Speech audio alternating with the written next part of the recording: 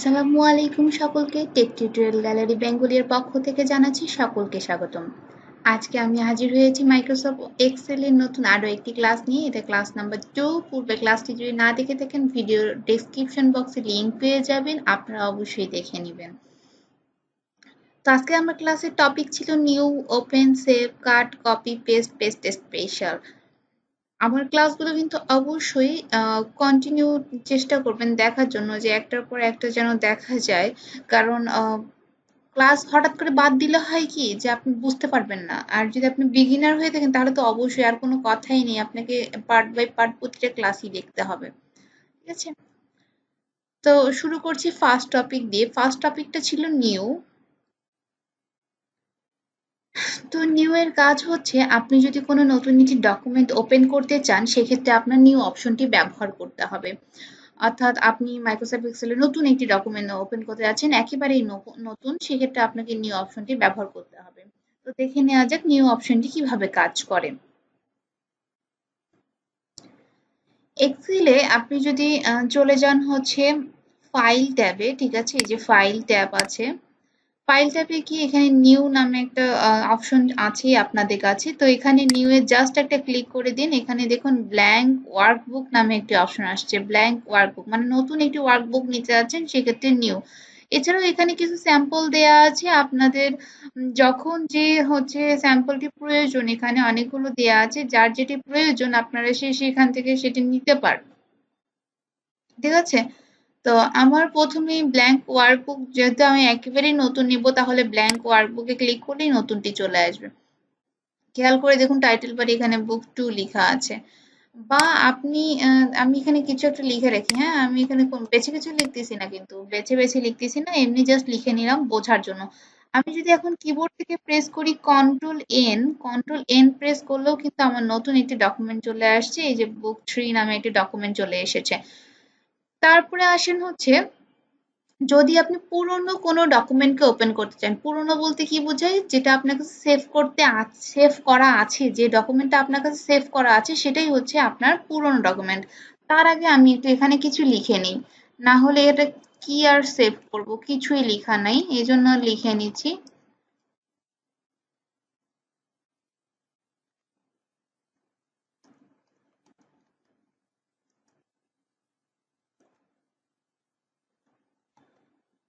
ওকে, তো আমি এখানে কিছু জিনিস লিখে নিলাম। ধরে নেই ওর নাম এ, পরের জনের নাম বি, পরের জনের নাম সি, আর রোল হচ্ছে আমার একটা, আমি জাস্ট রোল দিয়ে দিলাম। আমি যে কোনো মার্ক আমি এখানে বসিয়ে দিচ্ছি। আপনাদের যার যেভাবে ইচ্ছা আপনারা করে নিতে পারবেন, যে জিনিসগুলো আপনি সেভ রাখতে চাচ্ছেন এক কথায়। আমি লিখে নেওয়ার পরে আমার এখন মনে হচ্ছে যে আমি এই ডকুমেন্টটি সেভ করে রাখবো, তাহলে আমাকে অবশ্যই চলে যেতে হবে ফাইল ট্যাবে। ফাইল ট্যাবে যে সেভ দেওয়া আছে, সেভে গিয়ে আবার এই যে ফাইল ট্যাবে গিয়ে যে সেভে জাস্ট একটা ক্লিক করলেই হবে। তার আগে বলে দিই সেভ আর সেভ অ্যাজ এর মধ্যে পার্থক্য। সেভ হচ্ছে যখন আপনি প্রাথমিকভাবে কোনো ডকুমেন্ট সেভ করছেন, আর সেভ অ্যাজ হচ্ছে আপনি যখন পুরনো কোনো ডকুমেন্ট সেভ করছেন, সেটা হচ্ছে সেভ অ্যাজ। সেভ হচ্ছে আপনি নতুন যে ডকুমেন্টগুলো সেভ করছেন, আর সেভ অ্যাজ যখন আপনি সেভকৃত ডকুমেন্টকে অন্য কোনো নামে অন্য কোনো ড্রাইভে সেভ করছেন। তো আমি এখন পর্যন্ত সেভ করিনি, যেহেতু সেটা আমি সেভে ক্লিক করলাম। সেভে ক্লিক করার পরে এখানে দেখুন আপনি কোথায় সেভ করে রাখতে চাচ্ছেন, আপনার ডকুমেন্টটি কোথায় রাখবেন আপনি। ঠিক আছে, তো এখানে দেখুন এখানে আমার অনেকগুলো অপশন দেওয়া আছে, আপনি কোথায় রাখতে যাচ্ছেন। তো আমি দিস পিসিতে চলে গেলাম। দিস পিসিতে গিয়ে আপনি কোথায় রাখতে যাচ্ছেন, ডেস্কটপ আছে, ডাউনলোড আছে, ডকুমেন্ট আছে, এছাড়াও আরো আরো অনেক অনেক ড্রাইভ আপনাদের থাকতে পারে। আমার এখানে জাস্ট খেয়াল করে দেখুন নিউ ভলিউম দেওয়া আছে। আপনাদের এখানে অডিও ভিডিও যার যার পার্সোনাল কম্পিউটারে যে যে ড্রাইভ তৈরি করে সাধারণত সেগুলো দেওয়া থাকে। এখানে দেওয়াই আছে যে যে ড্রাইভে সেভ রাখতে চাচ্ছি, জাস্ট একটা ক্লিক করে দিলেই হবে, এটা আহামরি কিছুই না। তারপরে এখানে এসে আপনার ধরে নিন হচ্ছে একটা নাম দিবেন আপনি। তো আমি একটা নাম দিই টেক। ওকে, দিয়ে আমি ডেস্কটপে এটাকে সেভ করে রাখলাম। এখানে খেয়াল করে দেখুন টাইটেল বারে আমার কিন্তু এটি সেভ হয়ে গিয়েছে। খেয়াল করে দেখুন আমার এটি সেভ হয়ে গেছে টেক নামে। তাহলে আশা করছি বুঝতেই পারছেন যে হচ্ছে সেভ কিভাবে করতে হয়। এখন আমি যদি নতুন একটি ডকুমেন্ট নেই কন্ট্রোল এন দিয়ে, ঠিক আছে? বা আমি যদি ধরে নিন যে সেভকৃত ডকুমেন্টটা আছে সেটাকে কেটে দিলাম। কেটে দেওয়ার পরে এখন আপনার মনে হচ্ছে যে আপনি সেভকৃত যে ডকুমেন্টটি ছিল আপনার কাছে সেটাকে আপনি ওপেন করবেন। তো এখন আমি দেখাচ্ছি যে আপনারা পুরোনো ডকুমেন্টটি কিভাবে ওপেন করবেন। জাস্ট আপনারা ফাইল ট্যাবে চলে যাবেন, ঠিক আছে? যে ফাইল ট্যাবে গিয়ে দেখুন এখানে ওপেন লেখা আছে। ওপেনে ক্লিক করার পর আপনি আপনার কোন ডকুমেন্টটি ওপেন করতে যাচ্ছেন, একটু আমি টেক নাম দিয়ে একটি সেভ করে রেখেছিলাম ডেস্কটপে, সেটি ওপেন করতে যাচ্ছি, সেটি এখান থেকে ওপেন করতে পারবেন। বা আপনার যদি সেই ডকুমেন্টগুলো সামনেই দিয়ে না থাকে আপনি চলে যাবেন দিস পিসিতে। দিস পিসিতে যাওয়ার পরে আপনি ডকুমেন্টটি কোথায় রেখেছেন, আমি ডেস্কটপে রেখেছি। জাস্ট ডেস্কটপে গিয়ে আপনি কোন ডকুমেন্টটি ওপেন করতে চাচ্ছেন ক্লিক করে নিবেন। ক্লিক করে জাস্ট ওপেন করলেই কিন্তু খেয়াল করে দেখুন টেক নামে যে ডকুমেন্টটি ছিল সেটা কিন্তু আমার ওপেন হয়ে গিয়েছে, যে টেক নামে। তো আশা করছি বুঝতেই পারছেন কিভাবে আমরা ওপেন করব। কিবোর্ড থেকে যদি আপনি কন্ট্রোল ও প্রেস করেন তবুও কিন্তু আপনি ওপেনের অপশনে চলে যাবেন, ঠিক আছে? কন্ট্রোল এস প্রেস করলে কিন্তু সেভের অপশনে চলে যাবেন। তো এখন দেখিয়ে দিচ্ছি আমার হচ্ছে যদি আমি কোনো একটা লেখাকে কেটে ফেলতে চাই, কোনো একটা লেখা কাট করতে চাচ্ছি তাহলে কি করব? বা কপি করতে চাচ্ছি তাহলে কি করব? তাহলে আমি জাস্ট, তো সেক্ষেত্রে আপনাকে অবশ্যই খেয়াল রাখতে হবে আপনি যতটুকু কপি করতে চাচ্ছেন বা কাট করতে চাচ্ছেন অবশ্যই ততটুকু সিলেক্ট করতে হবে। এটা মাথায় রাখতে হবে। আমি জুম করে দেখাই। তো আমি সিলেক্ট করে নিয়েছি। সিলেক্ট করার পরে আপনি যদি কিবোর্ড থেকে কন্ট্রোল এক্স প্রেস করেন বা এই যে এখানে কাট অপশন দেওয়া আছে হোম ট্যাবে ক্লিপবোর্ড গ্রুপের মধ্যে কাট অপশন দেওয়া আছে, জাস্ট ক্লিক করার সাথে সাথে দেখুন এটি কাট হয়েছে। অর্থাৎ আমি এখন এই অংশটুকু কেটে আমি অন্য কোনো জায়গায় রাখতে চাচ্ছি, সেক্ষেত্রে আপনাকে ওই অংশটুকু কাট করার পরে যে জায়গায় আপনি রাখতে চাচ্ছেন সেখানে একটা ক্লিক করতে হবে। তারপরে জাস্ট এখানে একটা পেস্টে ক্লিক করলে কি হবে, আপনার ওই লেখাগুলো এখানে ছিল ওখান থেকে কেটে এসে আপনি এখানে রাখতে পেরেছেন। এটাই হচ্ছে কাট আর পেস্ট, অর্থাৎ এক জায়গা থেকে ধরে নিয়ে এসে অন্য জায়গায় রেখে দেয়া, ঠিক আছে? তারপরে আপনি এই অংশটুকু, আমি একটা কাজ করি, আমি এখানে একটু কালার দিই, ঠিক আছে?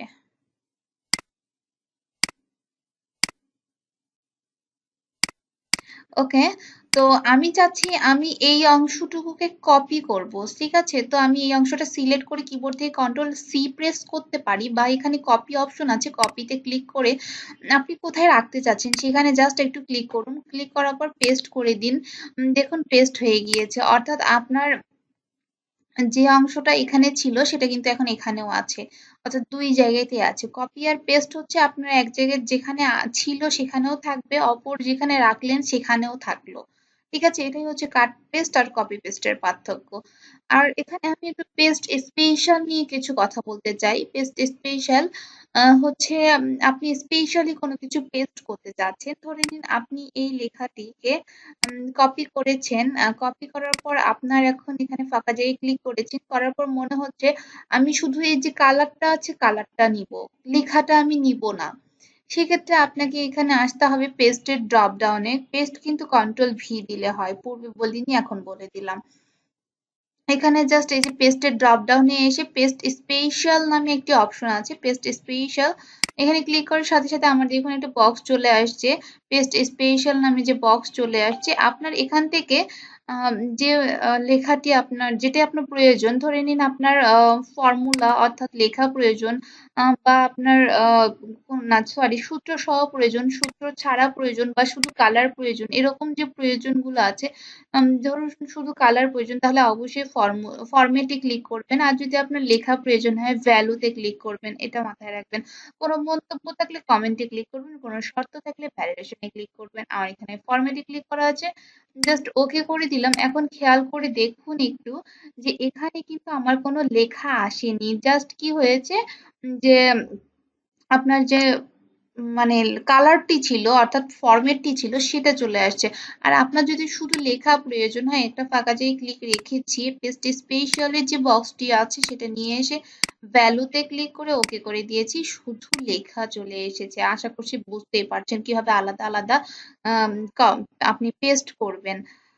আর এক্ষেত্রে আরেকটা কথা বলে নিই পেস্টের ক্ষেত্রে ধরে নিন আমি এই যে এখানে যে লেখাটি আছে ঠিক আছে আরেকটু জুম করি ভালো করে বোঝার জন্য এখানে যে লেখাগুলো আছে সেই লেখাটা আমি জাস্ট এই এতটুকু লেখাকে কপি করেছি আপনারা মাউসে রাইট ক্লিক করেও কপি করতে পারবেন কাট করতে পারবেন পেস্ট করতে পারবেন এখানে সবই দেয়া আছে জাস্ট আমি এটাকে কপি করে নিয়েছি কপি করে নিয়ে আমার মনে হচ্ছে এই লেখাটি আমার ভার্টিক্যালি আছে এটাকে আমাকে হরিজন্টালি নিতে হবে অর্থাৎ হরিজন্টালি পেস্ট করতে হবে ঠিক আছে তো সেটাকে জাস্ট আপনি কপি করার পরে যেখানে আপনি রাখতে যাচ্ছেন সেখানে ক্লিক রাখুন ভার্টিক্যাল থেকে হরিজন্টালে পেস্ট করার জন্য আপনাকে পেস্ট স্পেশালের বক্সে গিয়ে এখানে দেখুন ট্রান্সপোজ নামে একটি অপশন আছে ট্রান্সপোজ ঠিক আছে এই ট্রান্সপোজ অপশনে জাস্ট একটা ক্লিক করে দিবেন দেওয়ার পরে আপনারা জাস্ট ওকে করে দিন দেখুন লেখাটি হরিজন্টালি চলে গিয়েছে ঠিক আছে আবার যদি হরিজন্টাল এই লেখাকে আপনি যদি কপি করেন আর পেস্ট করার সময়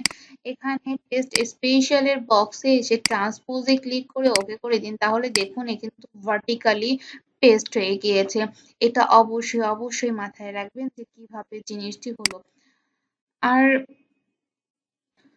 তো আরেকটা কথা বলে নেই যে হচ্ছে আমার ক্লাসগুলো অনেকেরই অনেক কোশ্চেন থেকে থাকে বা হচ্ছে আপনারা কোনো একটা অপশন নিয়ে কাজ করতে গিয়েছেন পারেননি বা হচ্ছে পূর্বের কোনো ভিডিও দেখেননি আমাকে কোশ্চেন করছেন অবশ্যই পূর্বের ভিডিওগুলো দেখে নেবেন আর তবুও চেষ্টা করব আমি প্রতিটি কমেন্টসের অ্যান্সার দেওয়ার জন্য তো আর যে সমস্যাগুলো হচ্ছে আমার ভিডিও পূর্বের যে ভিডিওগুলো আছে সেগুলো অবশ্যই দেখে নেবেন আমার মাইক্রোসফট ওয়ার্ডের সমস্ত ক্লাস দেয়া আছে আপনি আমার চ্যানেলে টেক টিউটোরিয়াল গ্যালারি বেঙ্গলিতে গিয়ে আমার চ্যানেলের যে প্লে লিস্টটি আছে প্লে লিস্টে চলে গিয়ে ওখানেই দেখতে পারবেন যে আমার ওখানে একটা প্লে লিস্ট দেয়া আছে ওখানে আমার উম, আপনার ওয়ার্ডের সমস্ত ক্লাস দেয়া আছে আবার মাইক্রোসফট এক্সেল এর যে প্লে লিস্টটি আছে সেখানে আপনি আবার এক্সেল এর সমস্ত ক্লাসগুলো পেয়ে যাবেন ঠিক আছে এটা আপনার সুবিধার জন্য আমি ওখানে করে সাজিয়ে রেখেছি আপনাদের সুবিধার জন্য তো যাই হোক ভিডিওটি ভালো লাগলে অবশ্যই লাইক কমেন্ট এবং শেয়ার করবেন আর নতুনদের জন্য বলছি যদি আপনাদের ভালো লেগে থাকে আমার চ্যানেলটি অবশ্যই সাবস্ক্রাইব করবেন এবং অন্যদের সাথে শেয়ার করবেন তো ধন্যবাদ সকলকে এতক্ষণ ধৈর্য ধরে আমার ক্লাসটি দেখার জন্য আসসালামু আলাইকুম